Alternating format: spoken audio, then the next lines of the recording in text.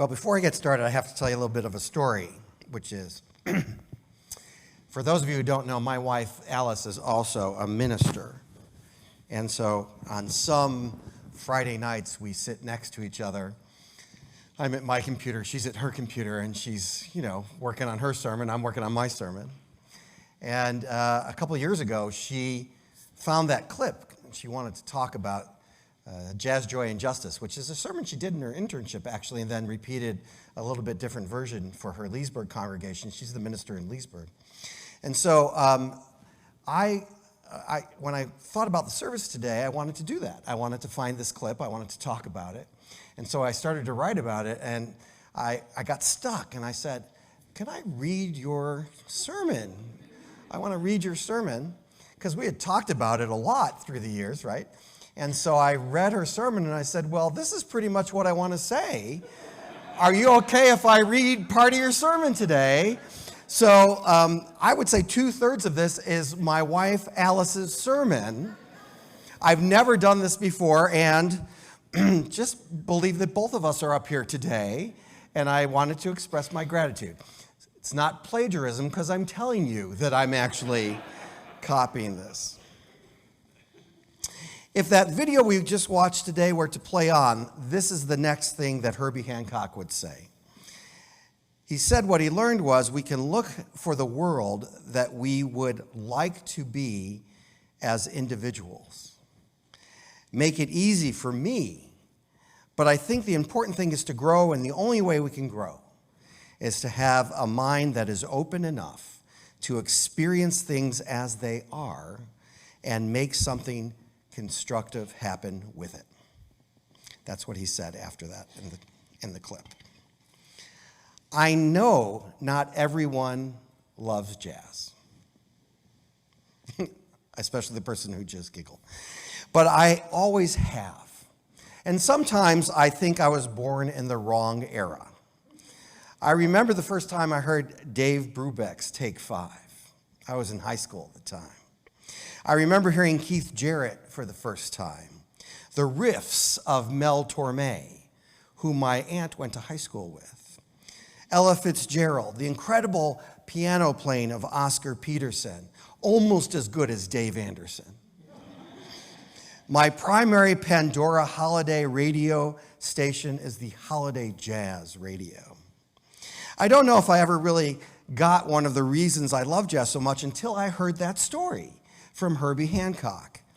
I've seen some great jazz live where the band was so tight and the music was amazing, and where if you heard the same song night after night and you really listened to it, it would never be exactly the same.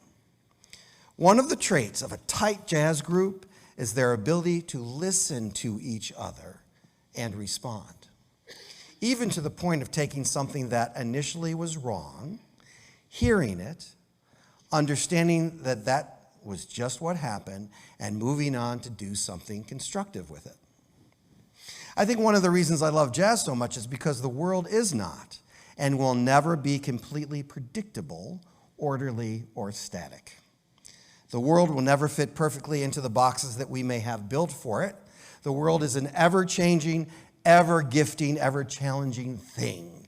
And to me, it feels like jazz is often the soundtrack of the world. Now, unless we are musicians, and maybe particularly jazz musicians or jazz experts, and I'm neither, we could possibly think of jazz improvisation as magic.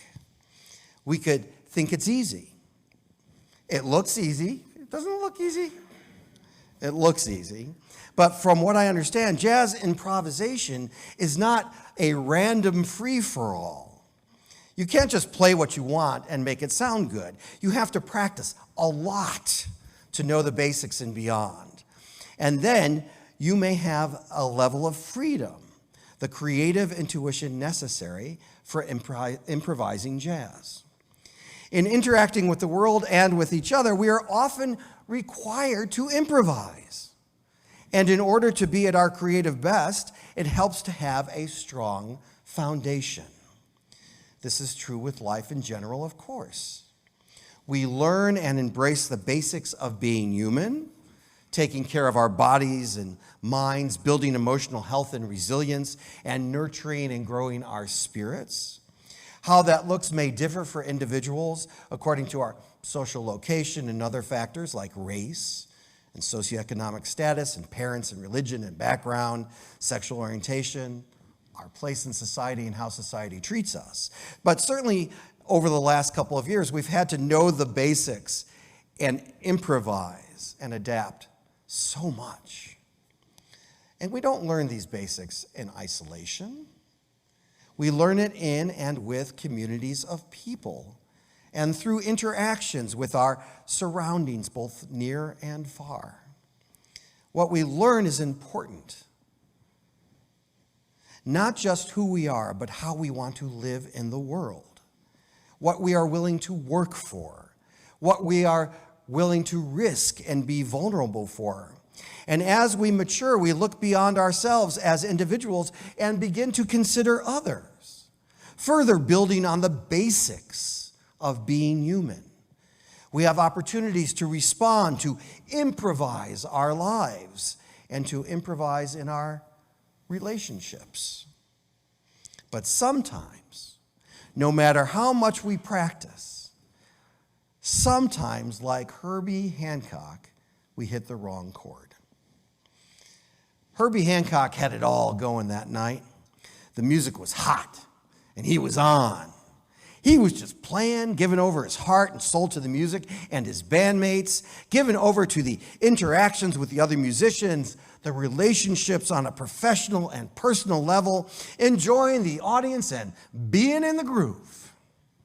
He was probably not thinking about playing the wrong chord. But imagine his horror and his shock when it happened. He said, even after Miles Davis played the notes that made the chord right, he was unable to move. He sat there like this, playing for about a full minute and a half. Haven't we had something like this happen to us?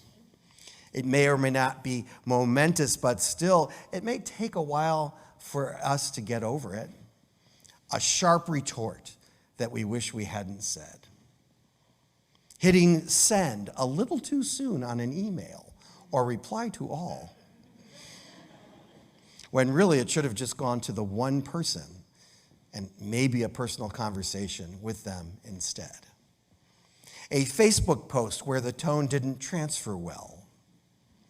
Using language that offends whether intentional or not, or a perceived offense or defense on anyone's part. We can play the wrong chord. That night, Miles Davis gave Herbie Hancock a gift.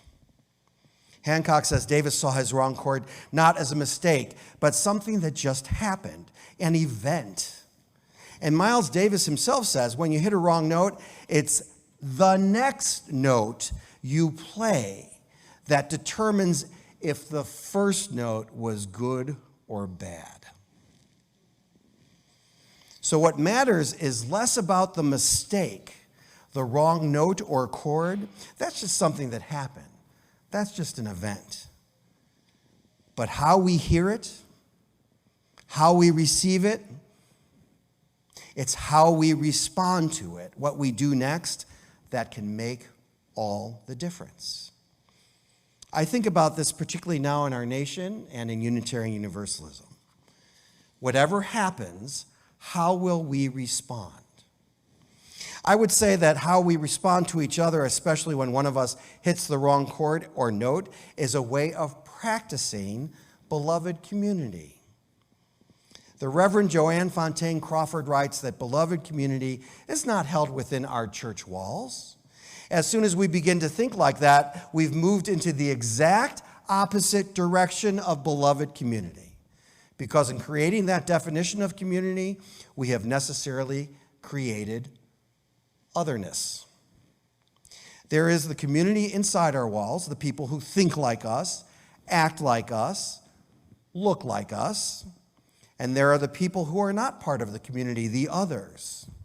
Thinking that way is not building beloved community. Beloved community is all of us, everyone, everywhere, and everything. Everyone, everywhere, everything. Like improvisational jazz or comedy improv itself, beloved community takes openness. It takes work.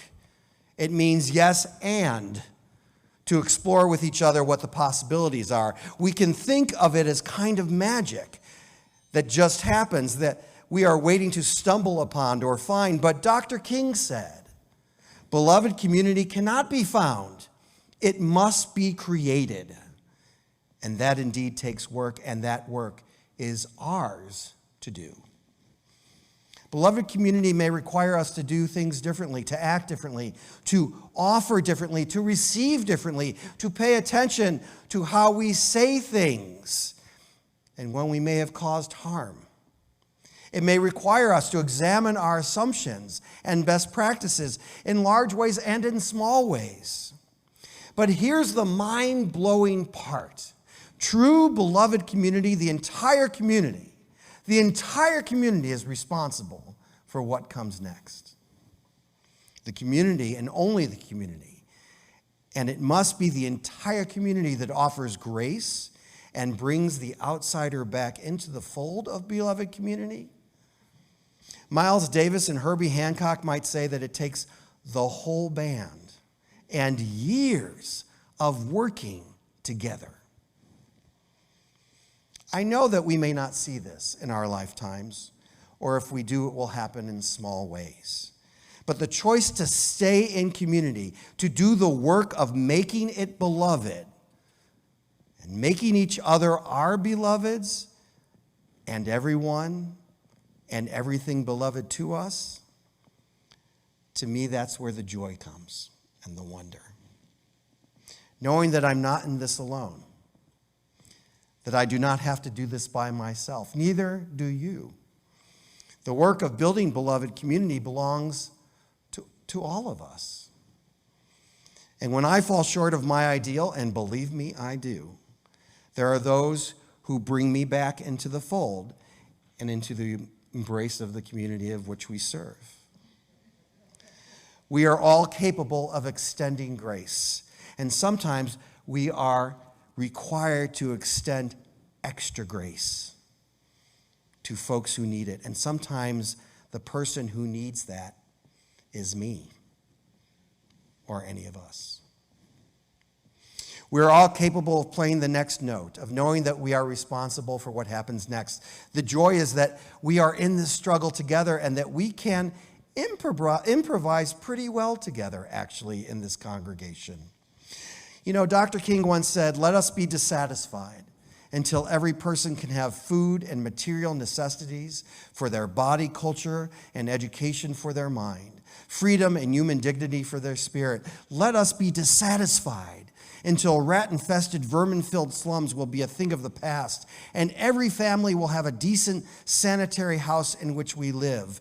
Let us be dissatisfied until the empty stomachs of Mississippi are filled and the idle industries of Appalachia are revitalized. Let us be dissatisfied until our siblings of Asia and Africa and Latin America will no longer be the victim of imperialist exploitation, but will be lifted from the long night of poverty, illiteracy, and disease." So as we travel together through this holiday season, as we play the notes that we will play, let us remember the joy that comes from having that moment when we think, oh, this is what beloved community feels like. Wrong notes and all. Let us practice. And now what's the next note that we're going to play after that? Let us practice and work together until it becomes second nature. And then let us play our hearts out, knowing that there is no perfection, and it only really feels perfect when the improvisation is allowed and embraced. Remember, it's not the wrong notes we play. It's what happens after we play them. May that be so, and amen.